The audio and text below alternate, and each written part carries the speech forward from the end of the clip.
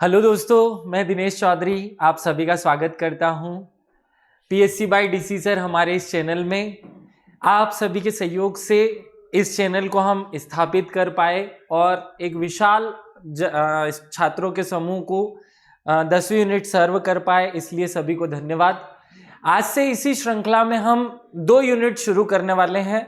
आप सभी ने यूनिट 6 शुरू करने के लिए कमेंट किया था, हम उसको भी शुरू करने का प्रयास करेंगे। लेकिन एक फौजी भाई की कमेंट थी कि सर आप यूनिट 1 शुरू कीजिए। मैं भी थोड़ा देशभक्ति से जुड़ा हुआ व्यक्ति हूं, इसलिए यूनिट 1 से शुरू कर रहे हैं। यूनिट 6 भी हम सिमिलरली साथ में शुरू करने की कोशिश करेंगे। आइए शुरू करते हैं यूनिट 1। सबसे पहले भारत का इतिहास और इसमें दिया हुआ टॉपिक भारतीय ज्ञान परंपरा, इस पर बात करेंगे आज। सबसे पहले भगवान श्री गणेश को नमन करते हुए, श्री गणेशाय नमः बोलते हुए और मेरे शिक्षक श्री सुरेश पटेल सर को याद करते हुए आगे बढ़ते हैं। आप सब लोगों को पता है कि एमपीपीएससी का नया सिलेबस बदल चुका है, या जो सिलेबस है वो बदल चुका है, और मैं आप सब लोगों को सहायता देने या ऐसे स्टूडेंट को सहायता देने जो इस कोचिंग क्लासेस को अफोर्ड नहीं कर सकते हैं, इस निःशुल्क प्लेटफॉर्म को चला रहा हूं। और अगर आप सभी का सहयोग इसी तरह बना रहा, आप सब लोग मेरे साथ इसी तरह जुड़े रहे, तो मैं कोशिश करूंगा कि पूरा सिलेबस आपको इस प्लेटफॉर्म पर उपलब्ध कराया जाए। आज से हम यूनिट 1 शुरू कर रहे हैं। आप सब लोग जानते हैं कि यूनिट 1 हमारे सिलेबस में पहले से थी। यूनिट 1 में भारत का इतिहास दिया हुआ है, हेडिंग आप देख सकते हैं। उसके बाद पहला पॉइंट शुरू होता है संकल्पना एवं विचार। इस पे हमें बहुत ज्यादा फोकस करना है। संकल्पना एवं विचार के अंतर्गत फिर अलग अलग टॉपिक हैं, और पहला टॉपिक है भारतीय ज्ञान परंपरा।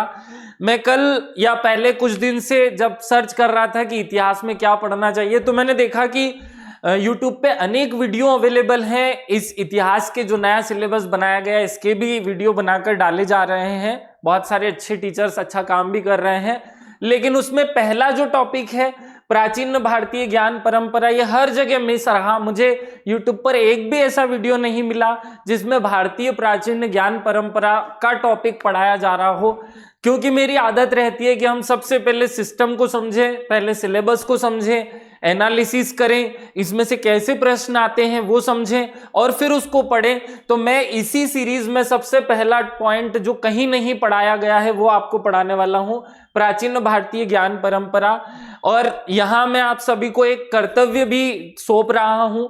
हमारे इस YouTube चैनल को अगर 10वीं यूनिट की तरह ही प्यार मिला, उसी तरह ये सब लोगों तक पहुंची, तो मैं पूरी यूनिट पढ़ाने की कोशिश करूंगा।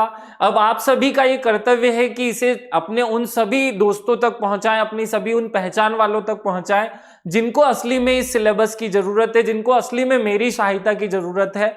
आज हम इस टॉपिक को कवर करेंगे और 1-2 दिन तक रिजल्ट देखेंगे कि अगर ये उसी तरह से सब लोगों के लिए उपयोगी होता है तो हम इस सीरीज को कंटिन्यू रखेंगे, नहीं तो फिर डिस्कनेक्ट कर दिया जाएगा।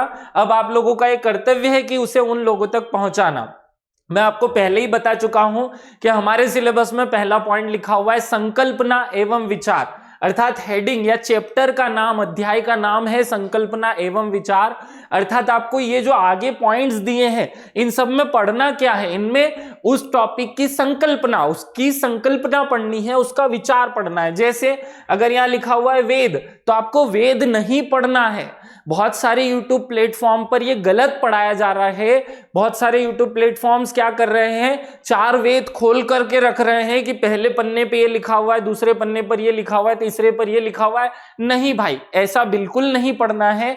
आपको वेद की संकल्पना पढ़नी है, वेद का विचार पढ़ना है, ये महत्वपूर्ण बात है। और परीक्षा में प्रश्न भी इसी तरीके से आएंगे। आज तो मैं इस वीडियो में आपको पहले टॉपिक को पढ़ाने के साथ साथ उसमें जो क्वेश्चंस बनने वाले उन पर भी बात करूंगा, उन पर भी हम इस पर चर्चा करेंगे। चलिए आइए आज का टॉपिक शुरू करते हैं। पहले इससे किस प्रकार के प्रश्न पूछे जाएंगे उनको थोड़ा समझें। समझने के लिए मैंने यूपीएससी में जो अभी तक प्रश्न पूछे गए उनमें से 10-15 प्रश्न निकाले हैं, लेकिन सारे मैं डिस्कस नहीं करूंगा, सारे इस यूट्यूब वीडियो के अंत में हम डिस्कस करेंगे। 2-3 हम क्वेश्चन देख लेते हैं जिससे हमें आइडिया लगे कि इस टॉपिक में प्रश्न किस तरीके से पूछे जाने हैं। हमारा टॉपिक है प्राचीन भारतीय ज्ञान परंपरा और इस पूरे वीडियो में हम केवल उसी पर बात करेंगे। इसके अलावा किसी अगला वाला जो वीडियो रहेगा वो भारतवर्ष पर रहेगा, लेकिन इस टॉपिक को कहीं नहीं पढ़ाया गया है, तो मेरी ड्यूटी है कि मैं आप सभी को ये प्रोवाइड कराऊं। इसी श्रृंखला में पहला वीडियो इस टॉपिक पर बनाया गया है। देखिए, पहला प्रश्न पूछा गया था, गणित की किस शाखा को, क्वेश्चन क्या है पढ़िए ध्यान से, गणित की किस शाखा को प्राचीन काल में बीज गणित कहा जाता था। ये यूपीएससी जैसे बोर्ड ने पूछा गया प्रश्न है। देखिए, इसको आप सब जानते हैं कि अलजेब्रा कहा जाता था। तो इसका हम मतलब क्या निकला, इसका मतलब ये निकला कि हमें भारत में जो गणित पैदा हुआ है, गणित की शुरुआत हुई है, गणित का उद्भव हुआ है, या बाकी के सारे सब्जेक्ट्स का उद्भव हुआ है, उसको पढ़ना है। अब यहां रुक करके मैं आपको पहले ये समझा दूं कि क्वेश्चन या टॉपिक है आज का प्राचीन भारतीय ज्ञान परंपरा, इसका अर्थ क्या होता है। देखो साथियों, हमारे सिलेबस में ये जो टॉपिक दिया हुआ है इसका साफ साफ अर्थ ये है कि भारत जब प्राचीन काल के इतिहास में था, उस समय भारत में कौन कौन से आविष्कार हुए, कौन कौन सी व्यवस्थाओं का विकास भारत ने स्वयं किया और कौन कौन सी ऐसी चीजें हैं जो भारत ने पूरे विश्व को दी। पूरे विश्व में भारत को विश्व गुरु कहा जाता था। तो क्या ऐसे आधार थे जिनके कारण भारत को विश्व गुरु कहा जाता था, या भारत को विश्व गुरु कहने के जो मुख्य रूप से कारण थे वो कारण हमें इस चैप्टर्स में पढ़ने पड़ेंगे, या वो जो टॉपिक्स जिनके कारण या जिन विशेषताओं के कारण, जैसे हमें पता है कि शून्य की खोज भारत ने की, तो ये टॉपिक है हमारे इस ज्ञान परंपरा का। आप लोग जानते हैं कि आयुर्वेद इस दुनिया को हमने दिया, आप जानते हैं कि योग इस दुनिया को हमने दिया। तो ये जो हमने इस दुनिया को दिया है, हमने इस दुनिया में विकसित किया, लेकिन अंग्रेजी लुटेरों या फिर जो मुगल कालीन लुटेरे थे, उनने हमारे देश से इस ज्ञान को समाप्त करके विश्व में प्रसारित कर दिया और अपने नाम पर पेटेंट कराया। तो हमें उसी ज्ञान को भारतीय होने के नाते पढ़ना है कि भारत असली में क्या था, भारत की असली विशेषताएं क्या थी। देखिए, आप सब लोग इसे अंतर्मन से जानते हैं कि भारत एक ऐसा देश रहा है जिसने विश्व के पूरे संपूर्ण देशों का मार्गदर्शन किया। आज भी हम पूरे संपूर्ण विश्व का मार्गदर्शन करते हैं। जैसे हमने कोविड-19 के दौरान देखी, पूरे विश्व में वासुदेव कुटुंबकम का नारा हमने दिया। हमने ही इस विश्व को सिखाया कि जीरो क्या होता है, हमने ही इस विश्व को सिखाया कि जहाज निर्माण कैसे किया जाता है, हमने ही इस विश्व को सिखाया कि गणित क्या होता है। तो जब हमने इस दुनिया को सिखाया तो भारत की जो प्राचीन ज्ञान रहा होगा, जो मध्यकाल में आकर समाप्त हो गया, और आज हम हर एक हिंदुस्तानी इंग्लिश मीडियम या अंग्रेजी माध्यम को पढ़ने की इच्छा रखते हैं या उसको ज्यादा महत्व देते हैं। हमारे जो सिलेबस निर्माता हैं उनका एक ही कॉन्सेप्ट है, आप पूरे सिलेबस को जो मेन मुख्य परीक्षा और प्री परीक्षा में चेंज किया गया उसको एनालिसिस करेंगे तो इनकी कुल मिलाकर ये यही सोच रही है कि जो भारत की विशेषताएं उनको उठा करके सिलेबस में रखा जाए, ताकि हमारी आने वाली जो जनरेशन्स है उनको भारत की विशेषताएं पढ़ाई जाए, ना कि विश्व के देशों की विशेषताएं पढ़ाई जाए। ये इनका मूल कॉन्सेप्ट है और इसी के तहत इस टाइप के प्रश्न पूछे जाते हैं। हम एक प्रश्न और देख लेते हैं। एक प्रश्न पूछा गया यूपीएससी में, निम्नलिखित प्राचीन पाठ्यांशों पर विचार कीजिए। अब देखिए, यहाँ 3 किताबों के नाम दिए हुए हैं, लीलावती, रत्नाकर और युक्ति कल्पतरु, और चौथा ऑप्शन दिया है या बात कही गई है उपयुक्त में से कौन सा जहाज निर्माण से संबंधित है। इन 3 किताबों से कौन सी ऐसी किताब है जो जहाज निर्माण के बारे में प्राचीन ज्ञान बताती है। क्योंकि मैंने ये सब पढ़ा हुआ है तो आंसर मैं कर सकता हूं, आंसर है युक्ति कल्पतरु। ये वो किताब है जिसने पूरे विश्व को जहाज निर्माण करने, पानी के जहाज निर्माण करते सिखाया और जहाजों में क्या क्या चीजें होती हैं, इन सब का ज्ञान इस किताब ने हमें उपलब्ध कराया। तो ऐसे ही हम बहुत सारी किताबों के नाम, भारत में किन किन चीजों का जन्म हुआ उनके नाम पढ़ने वाले हैं। आइए शुरू करते हैं प्राचीन भारतीय ज्ञान परंपरा। अब देखिए, यहां मैं बहुत उस स्तर पर आपको डायनेमेटिक फॉर्मेट में चीजें चित्र के रूप में या हम एनिमेशन फॉर्मेट में नहीं पढ़ाते हैं, क्योंकि उनको करने जाएंगे तो हमारे ऊपर उसका बहुत ज्यादा खर्चा आने लगेगा और फिर हमें आपसे वो फीस वसूल करनी पड़ेगी। तो मैं एक साधारण तरीके से आपको जो हम उपलब्ध करा सकते हैं उस तरीके से पढ़ाने की कोशिश कर रहा हूं। हमें समझने पे फोकस करना है, एनिमेशन पे ज्यादा फोकस नहीं करना है, क्योंकि वहां हो सकता है कि वो लंबा खींच जाए, चीजों को लंबा खींचने के तरीके भी हैं ये, हमें इसी पर फोकस करना है। भारतीय उपमहाद्वीप के हर कोने में आध्यात्मिक विकास प्राचीन काल से देखने को मिलता है। पहली लाइन लिखी हुई है कि भारत के हर कोने में आपको प्राचीन ज्ञान देखने को मिलेगा। दूसरा, विश्व को भौतिक संस्कृति के समृद्ध बनाने में भारत का बड़ा ही योगदान रहा है। दूसरा पॉइंट क्या है, पूरे विश्व में ये जो आविष्कार हुए हैं इनमें भारत का बहुत बड़ा योगदान है। अब उदाहरण, भले ही वो इत्र बनाने का या इत्र के आसमान की विधि हो, या रंगों के निर्माण की व्यवस्था हो, या चीनी के निष्कासन की व्यवस्था हो, या कपड़े बुनाई की व्यवस्था हो, बीज गणित की व्यवस्था हो, या कल्पना गणित की व्यवस्था हो, शून्य की अवधारणा हो, या शल्य चिकित्सा से संबंधित टेक्निक हो। आप सब जानते हैं कि इस दुनिया के पहले जो शल्य चिकित्सक रहे, पहले ऑपरेशन करने वाले डॉक्टर रहे हैं, वो कौन है, और वो भारतीय हैं। बस उसी व्यवस्था को हमें पढ़ना है। आइए इसी दौर में परमाणु और सापेक्षता की अवधारणा इस दुनिया को हमने दी है। दवा के हर्बल सिस्टम को बनाने की व्यवस्था भारत में विकसित की गई है। क्रीमियागिरी अर्थात केमिस्ट्री में जो रसायन निर्माण है उसकी व्यवस्था हमने दी। धातु प्रगलन, धातु को गलाने और धातु को बनाने की व्यवस्था भारत में पैदा हुई। शतरंज का खेल जिसे आज दुनिया खेलती है वो भारत में जन्मा। कराटे या मार्शल आर्ट या जूडो जैसी जो मार्शल आर्ट्स हैं वो भारत में जन्मी। तो ये भारत में किस व्यक्ति द्वारा जन्मी, किन किताबों में इनका वर्णन है, वही आगे हम पढ़ेंगे। इसको पढ़ने के लिए हम इसको कुछ शाखाओं में विभाजित कर लेते हैं। और पहली शाखा हमारी रहेगी गणित के बारे में, दूसरी शाखा हमारी रहेगी औषधि शास्त्र के बारे में, तीसरी शाखा हमारी रहेगी भौतिक शास्त्र के बारे में, चौथी शाखा होगी रसायन शास्त्र के बारे में, और पांचवी शाखा होगी जहाज निर्माण और नौ परिवहन के निर्माण में। क्योंकि इन क्षेत्रों में विश्व गुरु के रूप में भारत स्थापित रहा। पूरे भारत ने विश्व को मार्गदर्शित किया। चलिए आगे बढ़ते हैं। अब हम गणित के इस टॉपिक को शुरू करते हैं कि गणित की शुरुआत भारत में किस तरीके से हुई, किस नाम से उसे जाना जाता था। गणित को भारत में शुरुआत जब हुई तो इसे भारतीय नाम से जाना जाता था। भारत में इसका पूर्व नाम हिसाब हुआ करता था। आप सब लोगों को ये याद होना चाहिए, भारत में पहले गणित को हिसाब कहा जाता था। गणित जो शब्द है ये लैटिन भाषा का शब्द है और उसी से मैथमेटिक्स शब्द बना और मैथमेटिक्स का हिंदी ट्रांसलेशन हुआ, या इंग्लिश में वो मैथमेटिक्स से हिंदी में गणित के रूप में आया। आज हम इसे जो गणित के रूप में जानते हैं उसके 5 अंग होते हैं। कितने अंग होते हैं? 5 अंग। और आपको ये बात जान करके आश्चर्य होगा कि इस दुनिया को गणित देने वाला देश भारत है। गणित की शुरुआत विश्व में सबसे पहली बार भारत में हुई और गणित की 5 शाखाएं जो हैं वो भारत में जन्मी हैं। आइए इन 5 शाखाओं के पहले नाम याद कर लेते हैं। पहला जो शाखा है उसे अंक गणित कहा जाता है। आप उसे इंग्लिश में अर्थमेटिक कहेंगे, याद रखना। अर्थमेटिक या गणित दोनों एक ही हैं। पहली जो शाखा गणित की जन्मी उसे अर्थमेटिक कहा जाता है। दूसरी शाखा जो गणित की जन्मी उसे बीज गणित या एलजेब्रा कहा जाता है। आप लोग याद रखेंगे एलजेब्रा किस शाखा को कहा जाता है? भारतीय गणित की बीज गणित शाखा को वर्तमान में एलजेब्रा कहा जाता है।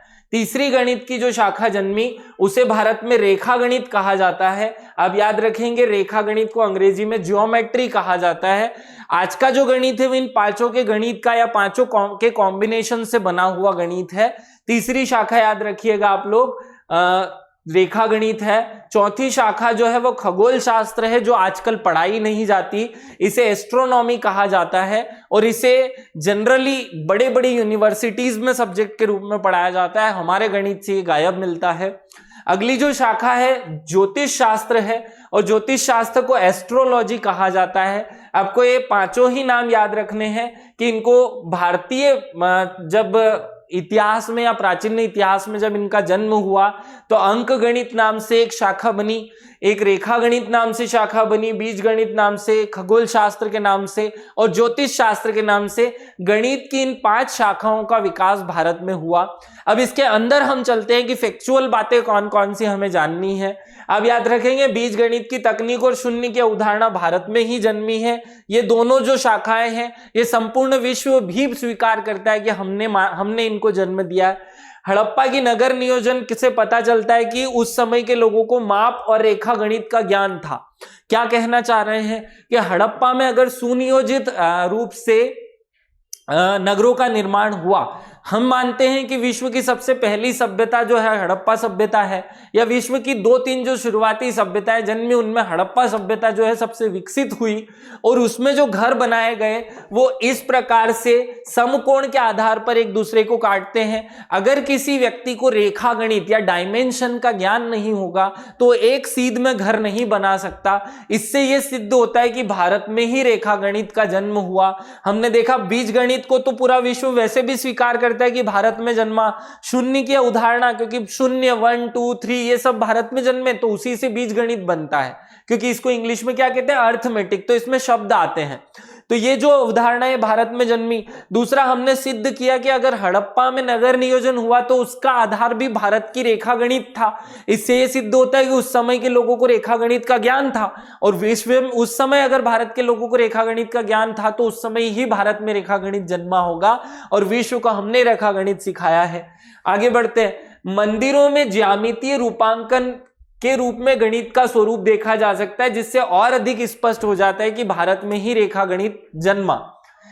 बीज गणित का अर्थ है अन्य गणित। देखिए यहां शब्द लिखा हुआ है बीज गणित। या बीज गणित को उस समय अन्य गणित कहा जाता था, क्योंकि बीज शब्द का अर्थ होता है अन्य, अर्थात उस समय जो प्रचलन में विधि थी वो विश्व की गिनती करने की विधि से अलग थी। देखिए आप सब लोग जानते हैं कि आज भारत में जो नंबर सिस्टम चलता है 1, 2, 3, 4, 5, 6 ये वाला नंबर सिस्टम हमने 1957 में अपनाया।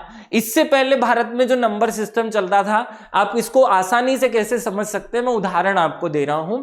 आप जब छोटे बच्चे थे तो हमने 4 आने, 12 आने, 8 आने ऐसे पढ़ा करते थे, लेकिन आज हम 1 पैसे 2 पैसे इस पद्धति पर चलते हैं। तो आप समझो कि पुरानी जो पद्धति थी वो 4 को एक गिनती थी, 4 आने कहलाते था वो, या 4 पार्ट में उसको डिवाइड करके 4 आने, 12 आने, 8 आने, 1 रुपया, इस रूप में पैसों को काउंटिंग करती थी।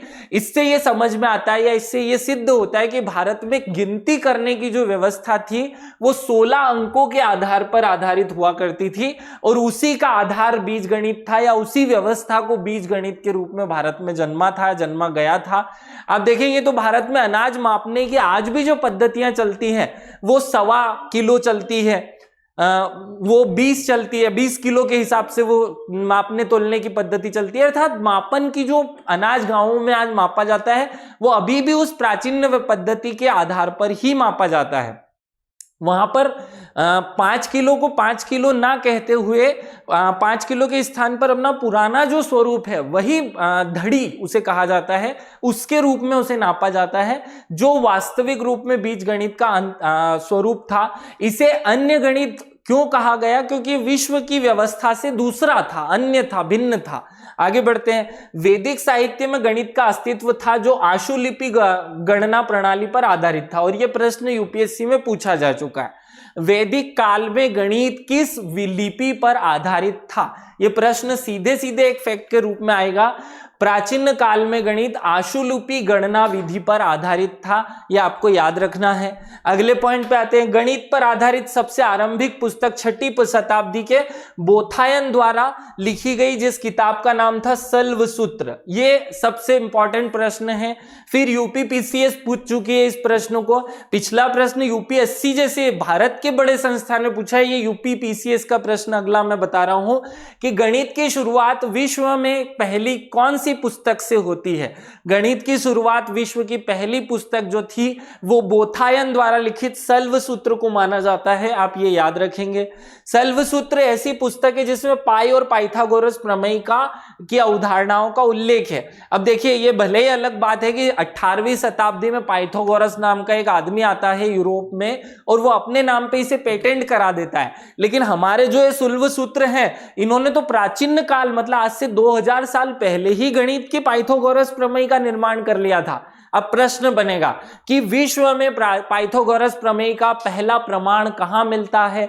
वो मिलता है सुल्व सूत्र नाम की बुक में, जिसके लेखक है बोधायन, ये याद रखेंगे आप। दूसरा, पाई का सही मान पहली बार किसने बताया? सही मान तो आगे बताएंगे हम आर्यभट्ट के टाइम पे, लेकिन ये पाई का मान पहली बार या पाई की गणना करने की जो पहली विधि है वो सुल्व सूत्र में ही मिलती है। तो ये पॉइंट आपको सीधे फैक्चुअल फॉर्मेट में याद रखने हैं। अपस्तंभ, ये अपस्तंभ एक व्यक्ति का नाम है। अपस्तंभ ने द्वितीय शताब्दी से पूर्व व्यवहारिक रेखा गणित की अवधारणा प्रस्तुत की, जिसमें न्यून कोण, अधिक कोण और समकोण का भी उल्लेख है। अब प्रश्न बनेगा एग्जाम में कि विश्व को समकोण, न्यून कोण, अधिक कोण, अब ये क्या होता है? देखिए, हम जब डायमीटर्स नापते हैं तो जो 90 डिग्री का कोण होता है उसे हम कहते हैं समकोण। तो ये जो समकोण की अवधारणा है, 45 डिग्री के कोण की, न्यून कोण की अवधारणा है या अधिक कोण की अवधारणा है, ये विश्व को किसने दी है? ये विश्व को अपस्तंभ नाम के एक व्यक्ति ने दी है, जो भारत में जन्मे और उन्होंने भारतीय परंपरा में इसको जोड़ा और इसी से संपूर्ण विश्व में ये प्रसारित हुआ है। आपको ये याद रखना है। आगे बढ़ते हैं, आर्यभट्ट की बात करते हैं। आप सब लोग जानते हैं कि आर्यभट्ट कौन थे। आर्यभट्ट भारत के महान गणितज्ञ थे। आइए उनके बारे में एग्जाम में क्या पूछा जा सकता है उस पर आ जाए। आर्यभट्ट 499 ईस्वी में आर्यभट्टियम नाम की एक किताब की रचना करते हैं और ये विश्व में गणित का प्रसारित करने वाली किताब बनती है। इससे पहले हम एक किताब पढ़ चुके हैं, सुल्व सूत्र। याद रखना, सुल्व सूत्र गणित की पहली किताब है। विश्व में गणित को प्रसारित करने वाली किताब है आर्यभट्टियम, जिसमें गणित के साथ साथ खगोल शास्त्र की अवधारणा का विकास हुआ। तो अब क्वेश्चन पूछा जाएगा, विश्व में खगोल शास्त्र की अवधारणा का विकास पहली बार कहां हुआ? आंसर होगा भारत। किस किताब में इसका वर्णन मिलता है? आर्यभट्ट की किताब आर्यभट्टियम में इसका पहली बार वर्णन मिला, या इस दुनिया को खगोल शास्त्र सिखाने वाले ही हम थे। आइए क्या कहा उन्होंने? आर्यभट्टियम पुस्तक के 4 खंड हैं, ये भी आपको याद रखना है। आर्यभट्टियम 4 खंडों में विभाजित है, जिसमें 4 अलग अलग शाखाओं का वर्णन है। और वो शाखाएं कौन कौन सी हैं? पहली शाखा में अक्षरों द्वारा बड़ी दशमलव संख्याओं को दर्शाने की विधि बताई गई है। दूसरा, संख्या सिद्धांत और रेखा गणित का वर्णन दूसरे भाग में मिलेगा। त्रिकोणमिति अर्थात तीसरे भाग में त्रिकोणमिति और बीजगणित मिलेगा और चौथे भाग में आपको खगोल शास्त्र मिलेगा। सीधे एग्जाम में प्रश्न पूछा जाएगा, विश्व में खगोल शास्त्र के जनक भारतीय प्राचीन परंपरा के अनुसार कौन है? आंसर होगा आर्यभट्ट, क्योंकि आर्यभट्ट ही पहले व्यक्ति थे जिन्होंने खगोल शास्त्र शब्द उपयोग किया, जिन्होंने खगोल शास्त्र का वर्णन किसी किताब में किया, उससे रिलेटेड सिद्धांत इस दुनिया को दिए। खगोल जो शब्द है वो कैसे पैदा हुआ ये समझिए। खगोल जो है नालंदा विश्वविद्यालय में एक प्रयोगशाला का नाम था और वो प्रयोगशाला स्थापित की थी आर्यभट्ट ने। ध्यान से सुनिए, खगोल शब्द को खगोल शास्त्र नाम कैसे पड़ा वो समझिए। आर्यभट्ट नालंदा विश्वविद्यालय के शिक्षक थे। इनकी खुद की एक लेबोरेटरी थी उस जमाने में, आज से 1500 साल पहले।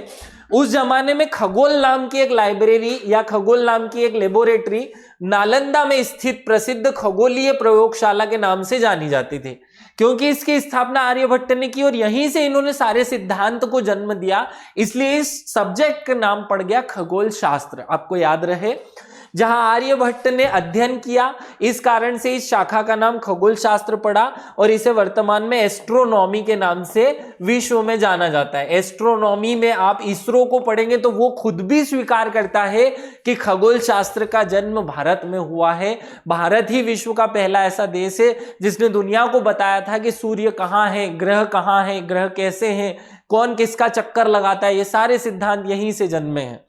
इस पुस्तक में कौन कौन सी बातों का वर्णन मिलता है जो सिद्धांत विश्व में माने जा चुके हैं? पहला, पंचांग की सटीकता का पता लगता है।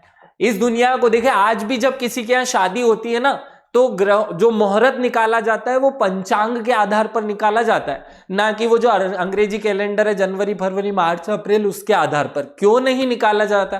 क्योंकि भारत की परंपरा जो रही है वो उस आधार पर काम करती थी। इसलिए आज भी जब किसी की सगाई होगी, किसी की शादी होगी, कुछ भी फंक्शन होगा, तो मुहूर्त निकालने के लिए ग्रहों की स्थिति देखी जाएगी। और वो व्यवस्था पंचांग की सटीकता का पहली बार अगर किसी ने निर्माण किया तो वो आर्यभट्ट थे। ये याद रखेंगे आप लोग। आगे बढ़ते, नौ परिवहन। जहाज को किस दिशा में चलाना है, उसके लिए यंत्रों का निर्माण से लेकर के जहाज कैसा होना चाहिए, ये सब बातों का वर्णन इन्होंने सिद्धांत के रूप में किया। तीसरा, जन्म कुंडली देखी जाती है। आप सब लोग विश्वास करते हैं कि नहीं पता, लेकिन जन्म कुंडली देखने की व्यवस्था भारत में मानी जाती है कि यूनानियों द्वारा शुरू की गई। नहीं, आर्यभट्ट की किताब में जन्म कुंडली कैसे बनाई जानी चाहिए और उसमें किस आधार पर क्या तर्क निकाला जाता है, इन सब बातों का वर्णन पूर्व में ही मिलता है। अगला, ज्वार भाटा और नक्षत्रों के बारे में भी इसी पुस्तक से ज्ञान प्राप्त होता है। अगला, रात के समय दिशा मापने के लिए सूत्र आदि का वर्णन भी इस किताब में मिलता है। और यह प्रश्न पूछा जा चुका है। क्या प्रश्न पूछा है? किस पुस्तक में रात्रि के समय दिशा मापन की विधि का वर्णन है? आपको आंसर करना है। आर्यभट्टियम नाम की किताब है, आर्यभट्ट की किताब है, आर्यभट्टियम। इनकी किताब में इस बात का वर्णन मिलता है। आगे बढ़ते हैं। आर्यभट्ट ही पहले वैसे व्यक्ति थे जिन्होंने पृथ्वी को गोल कहा और वह अपनी धुरी पर घूमती है। देखो, इस दुनिया में ये कॉन्सेप्ट चलता था कि जो पृथ्वी है उसके आसपास सूर्य चक्कर लगाता है। हम भूगोल पढ़ेंगे तो वहां कॉपरनिकस पढ़ेंगे, वो असली में 17वीं 16वीं शताब्दी में आया हुआ व्यक्ति है। ये भैया 500 साल, आज से 1500 साल पहले की बात कर रहा है। कॉपरनिकस 300 साल पुराना है, आर्यभट्ट 1500 साल पुराना है। और इनकी किताब में आज भी लिखा है कि पृथ्वी गोल है, वो अपनी धुरी पे सूर्य के चक्कर लगाती है। तो ये सिद्धांत पुराना हुआ या विश्व का सिद्धांत पुराना हुआ, इससे हमें भारत की शिक्षा प्रणाली परिचित कराना चाहती है कि आप भारत के महत्व को समझें। आर्यभट्ट ने पहले ही बता दिया था कि पृथ्वी गोल है और वह अपनी धुरी पर चक्कर लगाती है, घूमती है। अगला, उन्होंने एक त्रिभुज के क्षेत्रफल निकालने का सूत्र भी बताया और इसी से भारत में त्रिभुज या चतुर्भुज और ऐसे जो गणना है या क्षेत्रफल निकालने की पद्धति है उसकी शुरुआत होती है। क्वेश्चन पूछा जाएगा कि त्रिभुज का क्षेत्रफल निकालने का प्रथम सूत्र किसके द्वारा रचित किया गया? आर्यभट्ट के द्वारा रचित किया गया। बीज गणित का आविष्कार किसने किया? आर्यभट्ट ने किया। सर्वप्रथम पाई का मान किसने बताया? अभी देखो, अभी मैंने आगे बढ़ाया था सल्व सूत्र। सल्व सूत्र में पाई का मान बताया है, लेकिन पाई का शुद्धतम मान किसने बताया है? पाई का शुद्धतम मान जो है वो पाई की वैल्यू 3.14 होगी या 22/7 होगी। ये बताने का पहली बार काम करते हैं आर्यभट्ट। दोनों में कंफ्यूज नहीं होना है। पहली बार पाई का वर्णन किसने किया? सल्व सूत्र ने। पाई का शुद्धतम मान किसने बताया? आर्यभट्ट ने। आर्यभट्ट के ज्योतिष वाले भाग में खगोल शास्त्र की परिभाषा, ग्रहों की स्थिति कैसे नापनी है का पता लगाने की विधि, सूर्य और चंद्रमा की गति और ग्रहों की गति करने का वर्णन भी मिलता है, जिससे सिद्ध होता है कि भारत विश्व का गुरु था उस जमाने में जब विश्व के लोगों को खाने के लिए कुछ नहीं मिलता था। उस जमाने में भारत ने गणित जैसे विषय को विस्तारित या विकसित कर दिया था। अरब के लोग गणित को हिंदी सन कहते थे। आज भी अरबी देशों में गणित को हिंदी सन कहा जाता है। और क्यों कहा जाता है, रीजन आप जानते हैं। हिंदुस्तान में जन्मी हुई प्रणाली हिंदी सन कहलाई। ये आज भी इस बात का प्रमाण है कि विश्व में गणित को शुरू करने का पहला काम भारत ने किया। आइए और आगे बढ़ते हैं। दूसरे व्यक्ति जो गणित के सबसे महान माने जाते हैं वो है ब्रह्मगुप्त। 7वीं शताब्दी ईसा पूर्व में इनकी किताब है ब्रह्मसूत्र सिद्धांत। याद रखना, ब्रह्मसूत्र सिद्धांत। ये किताब का नाम याद रखना, सिद्धांतिका। ब्रह्मसूत्र सिद्धांतिका किताब के लेखक कौन है? ब्रह्मगुप्त हैं। कब लिखी गई? 7वीं शताब्दी में लिखी गई। में शून्य का उल्लेख पहली बार एक संख्या के रूप में किया गया। देखो, शून्य का आविष्कार तो आर्यभट्ट ने कर लिया, उसके बाद शून्य को एक संख्या मानने की व्यवस्था जो है वो जन्मी भारत में, और वहीं से प्राकृत संख्याओं की अवधारणा विकसित हुई। तो पहली बार ब्रह्मगुप्त ने ही शून्य को एक संख्या माना उन्होंने ऋणात्मक संख्याओं को भी सूत्रपात किया है, तो सीधा अर्थ निकलता है कि जीरो, ऋणात्मक संख्याएं और प्राकृतिक संख्याएं, इन सब का, नेचुरल नंबर्स, इन सब का आविष्कार ब्रह्मगुप्त द्वारा किया गया। 9वीं शताब्दी ईसा पूर्व महावीराचार्य, जैन मुनि है महावीराचार्य, ने गणित में सार संग्रह नाम की रचना की। ये सार संग्रह एक पुस्तक का नाम है, याद रखेंगे आप लोग। और इस सार संग्रह में क्या लिखा है? वर्तमान कालीन अंक गणित, जो वर्तमान में चलते हैं अंक गणित पर आधारित प्रथम पाठ्य पुस्तक है। एग्जाम में सीधा प्रश्न पूछेगा, वर्तमान में अंक गणितों पर आधारित पहली पाठ्य पुस्तक कौन सी थी? महावीराचार्य द्वारा रचित सार संग्रह पहली किताब थी, अंक गणित पर, वर्तमान नंबर्स पर आधारित किताब। उन्होंने न्यूनतम उभयनिष्ठ अपव्यय संख्यात्मक ज्ञान की वर्तमान विधि को विस्तार पूर्वक समझाया, अर्थात औसत निकालने की विधि को पहली बार किसने समझाया? महावीराचार्य ने समझाया। ये दोनों बातें याद रखना। पहली बार वर्तमान जो नंबर सिस्टम है इसका उल्लेख किस किताब में मिलता है? महावीराचार्य के सार संग्रह में मिलता है। और दूसरा कि औसत निकालने या अनुपात निकालने की पहली पद्धति किसने प्रसारित की? तो महावीराचार्य ने की। आगे बढ़ते हैं। नेक्स्ट जो सबसे विशिष्ट व्यक्ति माने जाते हैं गणित के, उनका नाम है भास्कराचार्य। 12वीं शताब्दी में अग्रणी गणितज्ञों में से एक थे। इनकी पुस्तक का नाम याद रखना, सिद्धांत शिरोमणि इनकी किताब है। क्या नाम है इनकी किताब का? सिद्धांत शिरोमणि। ये याद रखेंगे आप लोग, सिद्धांत शिरोमणि। इसमें 4 खंड हैं और उन चारों खंडों को 4 किताब माना जाता है पूरे विश्व द्वारा। पहली किताब खंड का नाम है लीलावती, जिसमें अंक गणित का वर्णन मिलेगा। दूसरी किताब है बीज गणित, तीसरी है खगोलाध्याय और चौथी है ग्रह गणित। चारों किताबें 4 गणित की ब्रांचों पर आधारित हैं। इन चारों ही ब्रांचों से गणित 5, इसमें एक और ब्रांच मिला दिया जाए तो 5 शाखाओं से गणित बन जाता है। और इनकी इन चारों शाखाओं का वर्णन किस किताब में मिलेगा? सिद्धांत शिरोमणि में। आप याद रखेंगे कि लीलावती किताब का संबंध, या लीलावती जो खंड है एक किताब का एक हिस्सा है, उसका संबंध किससे है? अंक गणित से संबंधित है, नंबर सिस्टम से संबंधित है। ये याद रखना है आपको। आगे बढ़ते हैं। मध्य युग में भी 2-3 अच्छे विद्वान रहे। खैर बहुत ज्यादा विकास नहीं हो पाया, क्योंकि मध्य काल में हमारे देश में आक्रमणकारियों ने आक्रमण करके मुगल या इस्लाम की स्थापना किया। इस्लाम को प्रसारित करने, हमको केवल अपने अस्तित्व को बचाकर रखने में पूरा समय निकल गया। मध्यकाल में अनेक चीजों का कुछ भी विकसित नहीं हो पाया, क्योंकि उस समय मनुष्य केवल अपने अस्तित्व को बचाने में लगा हुआ था। नारायण पंडित ने उस समय गणित कौमुदी और गणित तत्व मीमांसा, ये 2 किताबें लिखी। आप याद रखेंगे, गणित कौमुदी और गणित तत्व मीमांसा, ये दोनों किताबों के नाम याद रखना। नीलकंठ सोमुत्सुवन ने तंत्र संग्रह नाम की किताब लिखी। ये दोनों रचनाएं केवल आप याद रख लेना। और इसी मध्यकाल में खगोल शास्त्र जो एक गणित की शाखा है, उससे रिलेटेड भारत में कुछ प्रयोगशालाओं की स्थापना होती है, नाम याद रख लेते हैं। आप लोग अभी तक जानते हैं कि सवाई जयसिंह नाम के व्यक्ति ने पूरे भारत में 5 जो है वेधशालाओं का निर्माण किया था। उसके पहले वेधशालाएं बन चुकी थी। कौन कौन सी? फिरोज शाह तुगलक, जिसे महानतम जो शासक है वो माना जाता है। खैर इसके काम बहुत उल्टे सीधे रहे। जो तुगलक वंश के 3 शासक थे, तीनों ने ही गलत कार्य किए। उनके समय जो है व्यवस्था अव्यवस्थित रूप से रही।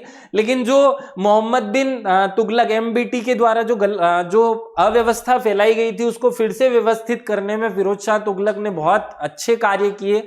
और ये भी ग्रहों की गति के आधार पर अपने काम करता था। और उसने दिल्ली में एक वेधशाला का निर्माण कराया था। पूछा जाएगा मध्यकाल में पहली वेधशाला का निर्माण किसके द्वारा कराया गया?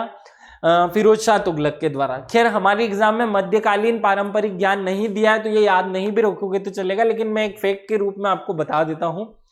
फिरोज शाह बहमनी ने दौलताबाद में प्रयोगशाला बनाई, और आमेर के राजा सवाई जयसिंह द्वितीय ने 5 स्थानों पर दिल्ली, जयपुर, वाराणसी, उज्जैन और मथुरा, इनमें 5 वेधशालाओं का निर्माण किया था, ये आपको याद रखना है। गणित से संबंधित जो पहली ब्रांच हम पढ़ रहे थे, हम पढ़ रहे हैं भारतीय ज्ञान परंपरा, और उसमें पहला टॉपिक था गणित, उससे रिलेटेड सारी बातें हम पढ़ चुके हैं। अब हम सेकेंड पॉइंट पे चल रहे हैं, औषधि शास्त्र। तो औषधि शास्त्र पे फोकस करते हैं कि भारत में औषधि शास्त्र से संबंधित कौन कौन सी ब्रांचेस का विकास हुआ, किस रूप में हुआ, किस किताब में उसका वर्णन मिलता है। वैदिक काल में अश्विनी कुमार नामक महान चिकित्सकों का वर्णन मिलता है, उन्हें देवता तुल्य माना जाता था, और आज भी भारत के हर एक घर में अश्विनी कुमारों की पूजा होती है।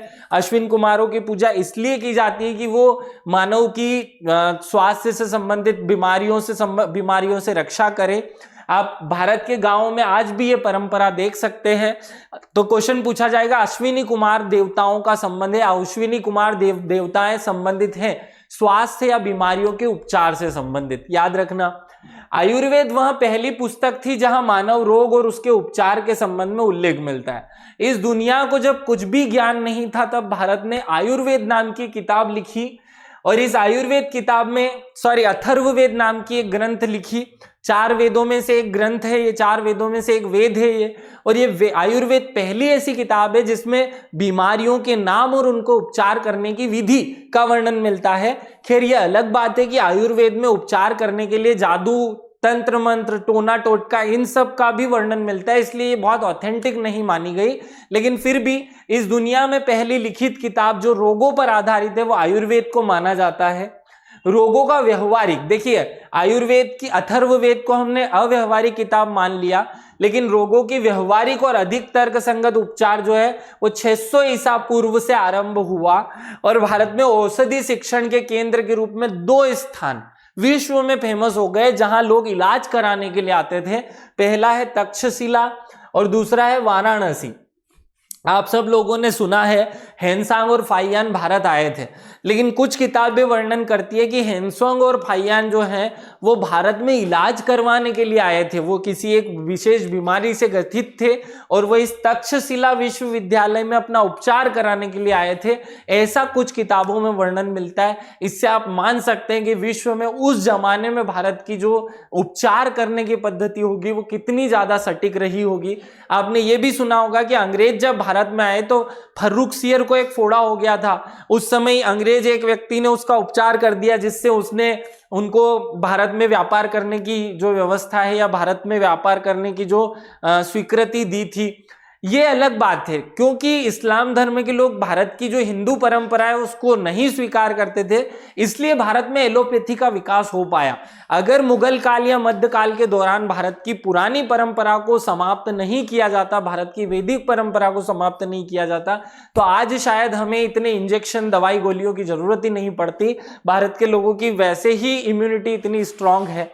आप अभी कोरोना के समय देख चुके हैं, भारतीय लोग वे विश्व के पहला ऐसा देश जिसने अपनी इम्यूनिटी से कोरोना को हराया है। तो वाराणसी और तक्षशिला जो है वो 2 ऐसे केंद्र थे उस समय जो विश्व में रोग के उपचार के लिए जाने जाते थे। इस समय 2 किताबें लिखी गई। कौन कौन सी 2 किताबें लिखी गई याद रखेंगे। पहली थी चरक द्वारा चरक संहिता, या चरक ने लिखी चरक संहिता, और दूसरी सुश्रुत द्वारा लिखी गई सुश्रुत संहिता। ये दोनों किताबों के नाम याद रखेंगे आप। चरक ने लिखी चरक संहिता, सुश्रुत ने लिखी सुश्रुत संहिता। चरक ने कौन सी किताब लिखी, वह कौन सी चीजों पर आधारित थी, वह आयुर्वेद पर आधारित थी, चरक संहिता। सुश्रुत ने जो किताब लिखी वो 2 विषयों पर आधारित थी, और वो 2 विषय कौन से थे, शल्य चिकित्सा और नेत्र चिकित्सा। कौन कौन से, शल्य चिकित्सा और नेत्र चिकित्सा, याद रखेंगे।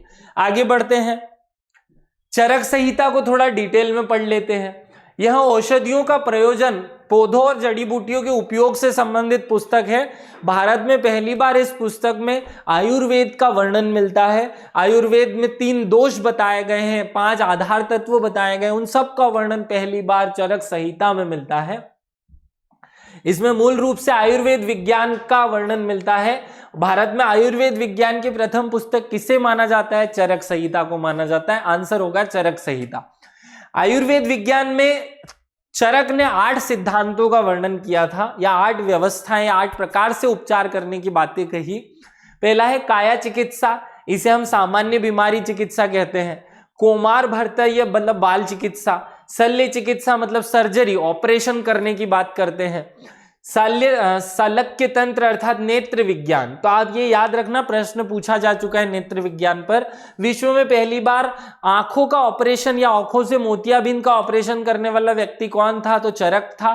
पूरे विश्व में नेत्र चिकित्सा का प्रसार भारत से हुआ। भूत विद्या अर्थात जो मनोरोग, जो पागल हो जाते हैं उनका चिकित्सा करने का पार्ट ये है। अंगाड़ तंत्र अर्थात विष, जिनको जहर चढ़ जाता है, जिनको सांप काट लेता है या कोई और जानवर काट लेता है, उनकी उपचार की विधि इसमें मिलती है। रसायन तंत्र जिसमें विभिन्न जो जड़ी बूटियां उनके रसों से उपचार करने की बात की जाती है। तो ऐसे 8 प्रमुख शाखाओं का वर्णन जो है वो इस आयुर्वेद विज्ञान में किया गया, आप याद रखेंगे। चरक संहिता के बारे में हमने बातें कर ली, उसकी जो 8वीं शाखा है वो याद रखना वाजीकरण तंत्र या कामोत्तेजक शाखा। इसमें जो आयुर्वेद है उसकी कुछ विशेष विधियों का वर्णन है, जिससे हम प्रजनन या प्रजनन से संबंधित बातों का ज्ञान प्राप्त करते हैं।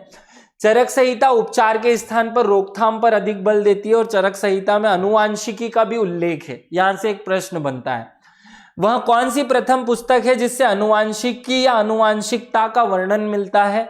आनुवांशिकता का पहला वर्णन जो है, आनुवांशिकी का पहला वर्णन चरक संहिता में मिलता है, ये याद रखना। हमें भले ये पता है कि आनुवांशिकी का पापा किसे कहते, पिता किसे कहते हैं, वो यूरोपीय व्यक्ति हैं कि यूरोप में उसकी जो शाखाएं विकसित हुई या उसका जो स्वरूप विकसित हुआ, उसके पिता कोई और हो सकते हैं या डार्विन से उस कहानी की शुरुआत होती है। लेकिन भारत में आनुवांशिकी जो है वो चरक संहिता से शुरू हुई और ये हजारों वर्ष पुरानी बात हम समझ रहे हैं। इसी को यूरोपियों द्वारा कॉपी करके अपने नाम पे पेटेंट कराया गया है, आप समझें इसे। आगे बढ़ते हैं, सुश्रुत संहिता पे आते हैं। अभी हमने चरक संहिता की बात की, अब हम सुश्रुत संहिता की बात करते हैं। सुश्रुत संहिता का संबंध 2 सब्जेक्ट से है, एक तो शल्य चिकित्सा अर्थात ऑपरेशन और प्रसूति की व्यवहार समस्याओं। इसमें 2 शाखाएं हैं, याद रखिएगा, राइनोप्लास्टिक और दूसरी है नेत्र विज्ञान। ये क्वेश्चन पूछा जाता है कि किस शाखा में नेत्र विज्ञान का वर्णन है? तो मोतियाबिंद का पहला ऑपरेशन सुश्रुत ने किया था, गलती से मैंने चरक संहिता बताया, उसका आंसर सुश्रुत संहिता है। आपको याद रखना है कि जो चरक संहिता है उसके 2 शाखाएं हैं या 2 उसके क्षेत्र हैं। राइनोप्लास्टिक अर्थात प्लास्टिक सर्जरी, क्वेश्चन पूछा जा चुका है। विश्व में प्लास्टिक सर्जरी करने वाला पहला व्यक्ति कौन था? सुश्रुत थे। सुश्रुत ने ही पहली बार नाक जो कटी हुई थी उसको फिर से जोड़ करके प्लास्टिक सर्जरी करके चिपकाया था। तो भारत में ऐसी व्यवस्था इस प्राचीन काल से ही चलती आ रही थी और इस किताब में इसका वर्णन भी मिलता है कि कैसे प्लास्टिक सर्जरी करनी है। नेत्र चिकित्सा या मोतियाबिंद का निष्कासन, आंख में जब मोतियाबिंद हो जाता है तो उसे कैसे बाहर निकालना है, कैसे उसका इलाज करना है, इसकी विधि इस किताब में मिलेगी। पूरे विश्व को यह हमने सिखाया। सर्जरी को उस समय शास्त्र कर्म कहा जाता था, आप याद रखेंगे। सर्जरी को उस समय क्या कहा जाता था? शास्त्र कर्म कहा जाता था। आगे बढ़ते हैं, मध्य युग में कोई बहुत विकास हो नहीं पाया क्योंकि जो मुस्लिम आक्रमणकारी हैं उन्होंने इस व्यवस्था को ही समाप्त करने की कोशिश की। लेकिन फिर भी 13वीं शताब्दी में रचित सारगंधरा संहिता या सारगंधार संहिता में प्रयोगशाला चिकित्सा और मूत्र परीक्षण जैसी विधियों के लिए अफीम के उपयोग की बात की गई है, ये याद रखना। मध्यकाल में मूत्र चिकित्सा के लिए कौन सी औषधि का उपयोग किया जाता था? अफीम का उपयोग किया जाता था। प्रश्न के रूप में इसी प्रकार का क्वेश्चन बनेगा। चिकित्सा की यूनानी प्रणाली का आगमन यूनान से भारत में आए अली बिन रब्बान द्वारा हुआ। अब देखिए, आप जानते हैं कि वर्तमान में भारत में चिकित्सा की 5 प्रणालियों, मूलतः 6 प्रणालियों का विकास आयुष पद्धति के तहत किया जा रहा है। AYUSH ऐसा वाला आयुष जो है वो भारत में 2014 में एक मंत्रालय की स्थापना से शुरू होता है। A for Ayurveda, Y for yoga, यूनानी, सिद्धा और होम्योपैथी, क्योंकि ये भारत की प्राचीन परंपराओं से चली आ रही चिकित्सा की पद्धतियां थी। इनके बारे में ज्ञान आपको याद रखना है।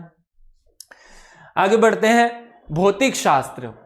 देखिए, फिजिक्स की जो शुरुआत विश्व में हुई वो भारत से मानी जाती है, या भारत वैसा विश्व का पहला देश है जिसने दुनिया को फिजिक्स सिखाया।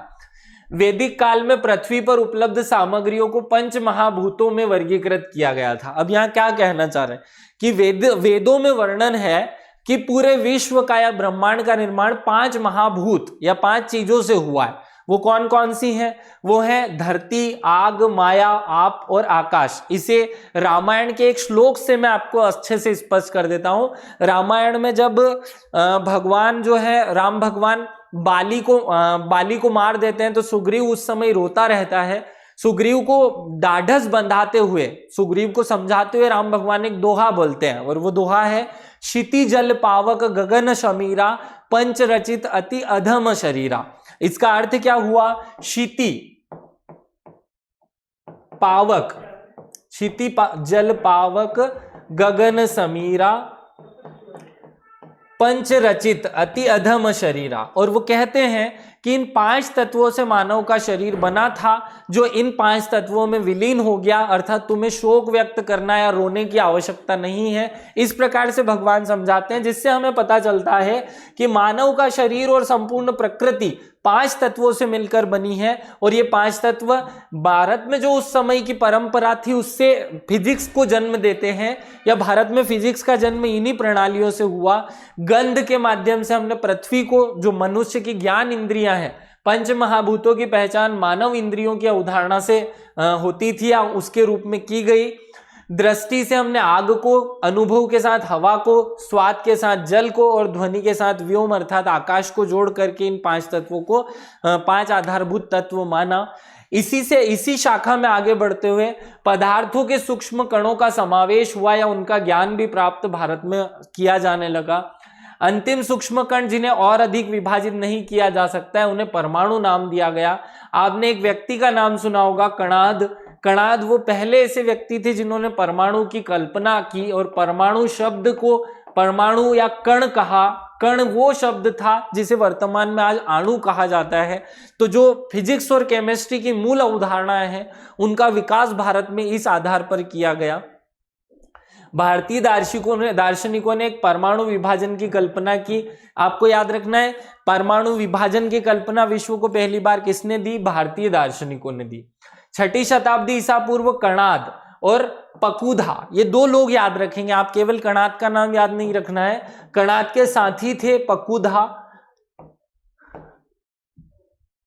पकुधा कात्यायन ने सबसे पहले परमाणु की अवधारणा स्पष्ट की और बताया कि भौतिक संसार परमाणुओं से बना हुआ है।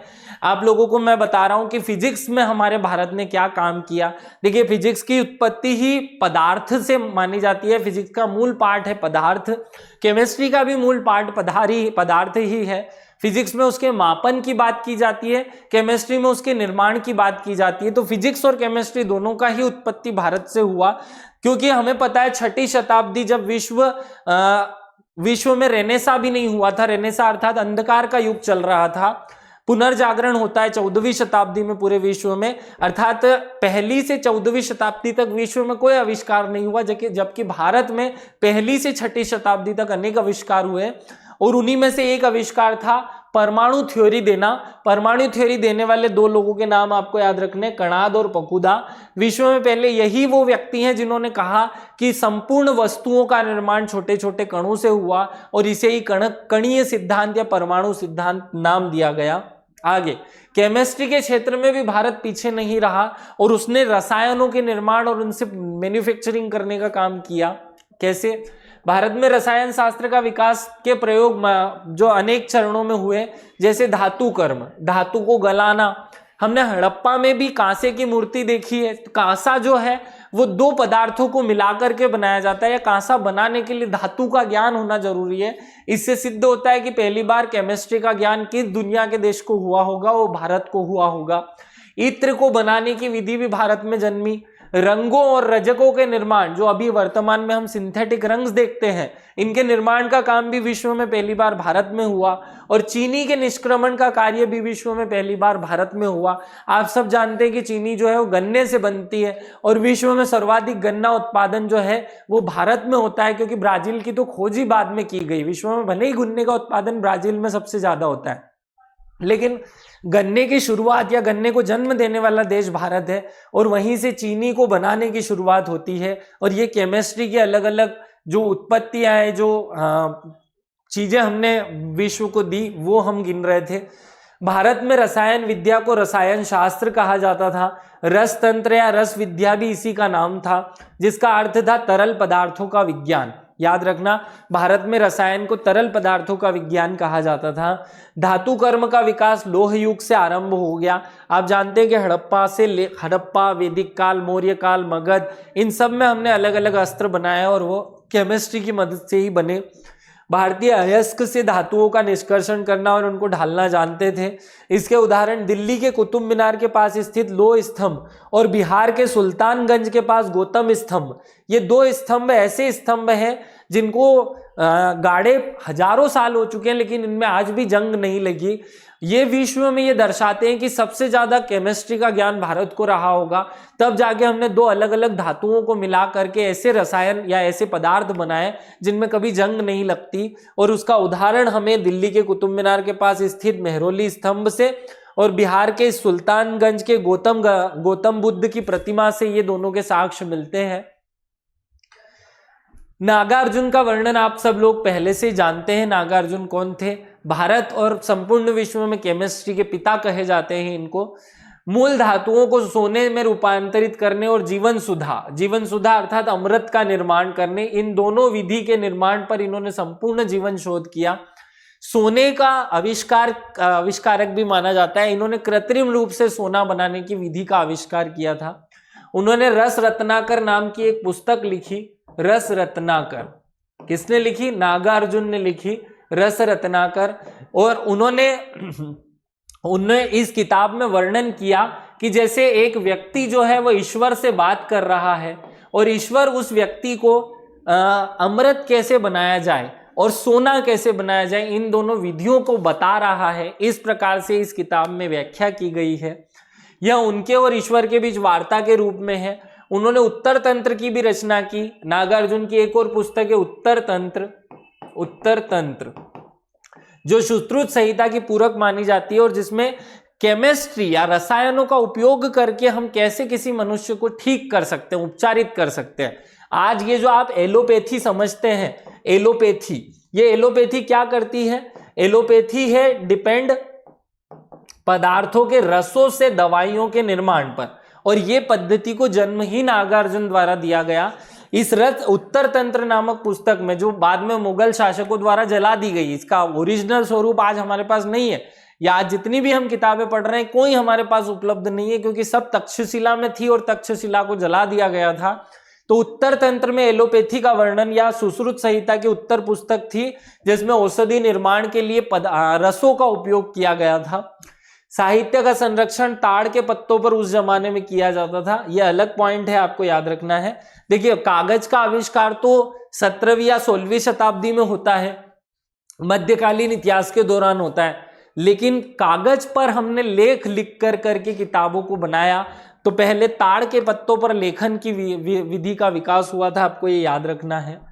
मध्य युग में कागज का निर्माण हुआ, ये याद रखना। बारूद का निर्माण भी हमारे भारत में हुआ, लेकिन वो क्योंकि मध्यकाल में हुआ इसलिए उपयोगी नहीं है। तोप और बंदूक का आविष्कार भी पहली बार तुजू के बाबरी के आधार पर भारत में हुआ है। आईने अकबरी में इन इत्र निर्माण करने की विधि भी बताई गई है, लेकिन इत्र पहले भी हम भारत वाले बना चुके थे।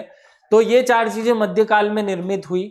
आगे देखते हैं हम पर्यावरण विज्ञान। गुप्त शासक विक्रमादित्य के दरबारी वराहमिहिर, आप सब लोग जानते हैं वराहमिहिर कौन थे। वराहमिहिर प्रसिद्ध विज्ञानी थे। उनकी भविष्यवाणियां इतनी सटीक होती थी कि उन्हें विक्रमादित्य ने वराह की उपाधि दी थी। एक व्यक्ति थे जिनका मूल नाम मिहिर था, उनको अपनी भविष्यवाणियों के लिए जाना जाता था।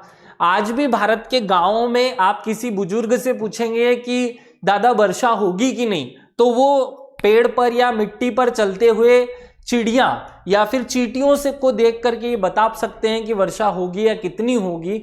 इस पद्धति का विकास या भारत की जो ज्ञान परंपरा है, इसका विकास वराहमिहिर ने किया। दीमक और पौधों की उपस्थिति से किसी क्षेत्र में जल की उपस्थिति का संकेत मिलता है, इनका इस पर विशेष योगदान था। वराहमिहिर जैसी अनेक परंपराएं भारत में विकसित हुई। वराहमिहिर चिड़िया को देख करके बता सकते थे कि इस साल वर्षा कितनी होगी, या चिड़िया के जो हटखेलियां हैं, चिड़िया अपने जमीन पर घोंसला बनाती है, पेड़ पर बनाती है, कितना बड़ा बनाती है, उसके आकार को देखकर भारत के लोग बता देते थे कि भारत में पानी कितना गिरेगा इस वर्ष, या कितना इस साल कितनी वर्षा होगी। इस प्रकार उन्होंने 6 पशुओं और 36 पौधों की सूची बनाई जो जल की उपस्थिति का संकेत देती हैं।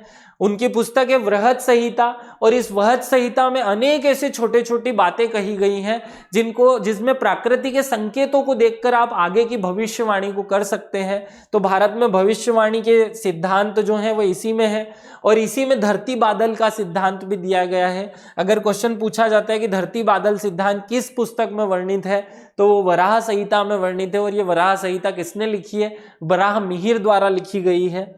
आगे देखते हैं, हमारे भारत ही वो पहला देश था जिसने जहाजों का निर्माण किया। सत्यनारायण की कथा जो आज भी गांवों में सुनाई जाती है, शहरों में सुनाई जाती है, इसमें जहाज के माध्यम से एक दाम्पत्य या एक जो व्यापारी है वो व्यापार करने के लिए जाता है, इसका वर्णन है। और ये सत्यनारायण की कथा का जन्म आज से 2000 वर्ष पहले हुआ। इससे हमें पता चलता है कि 2000 वर्ष पहले भी भारत में जहाज बनाए जाते होंगे या जहाजों का निर्माण होता होगा। युक्ति कल्पतरु जो कि संस्कृत की एक किताब है, उसमें जहाज निर्माण करने की विधि भी बताई गई है, उसमें जहाज निर्माण करने की पूरी व्यवस्था दी गई है। जहाज के 2 वर्ग बताए गए हैं, सामान्य और विशेष वर्ग। आपको ये याद रखना है कि जहाज 2 प्रकार के होते थे। आगे जहाजों का जो स्वरूप होता था वो मध्य मंदिर, अग्र मंदिर, इन रूपों में उस जमाने में प्रचलित था। प्राचीन जमाने के 2 खेल, एक शतरंज का वर्णन आपको मिलता है। यह केरल के देखिए 2 खेल, एक शतरंग जिसे पुराने जमाने में चतुरंगा कहा जाता है, इसका वर्णन रामायण में आपको मिलेगा। रामायण में चतुरंगा जो मिलता है इसमें अष्टपद होते थे, या इसे अष्टपद भी कहा जाता था। भारत में वह महाभारत और रामायण में इसका उल्लेख मिलता है, जिसे आज दुनिया चेस या फिर शतरंज कहती है, वही उस जमाने में चतुरंगा कहलाता था। भारत में जो आज विश्व में जो आज की मार्शल आर्ट है, जूडो या कराटे, इनका विकास भी भारत में हुआ। भारत में एक प्राचीन परंपरा थी कलारी चायन। यह परंपरा केरल की एक मार्शल आर्ट थी जिसे बोधिकर्म के नामक विद्वान या ऋषि द्वारा विकसित किया गया, और यहीं से ये जापान और चीन जैसे देशों में गई और इसका आगे विकास हो गया। आपको याद रखना है जूडो का विकास कहाँ हुआ? कलारी चायन की नामक एक पुस्तक में, जिसके रचयिता थे बोधिकर्म, ये ऋषि का नाम है, याद रखना। कुछ प्रश्न हम देख लेते हैं जिससे हमें ये सारी चीजें क्लियर हो जाएं। प्रश्न पूछा गया यूपीएससी द्वारा, निम्नलिखित में से कौन गणित पर आधारित सबसे पहला प्रबंध है? आपको याद रखना है सल्व सूत्र जो है पहला गणित का प्रबंध है। आगे बढ़ते हैं, यूपीएससी ने क्वेश्चन पूछा है, प्राचीन काल में युद्ध में निम्नलिखित में से किस किस पोत या जहाज का उपयोग किया जाता था? आपको याद रखना है प्राचीन काल में सर्व मंदिर नामक जहाजों का उपयोग किया जाता था। प्राचीन काल में नौ परिवहन के लिए उपयोग किए जाने वाले जहाज के कंपास अर्थात दिशा कैसे पता चलती थी? किस यंत्र से दिशा का पता किया जाता था? मत्स्य तंत्र नामक एक यंत्र होता था जिससे हमें दिशा का ज्ञान उस जमाने में हो जाता था।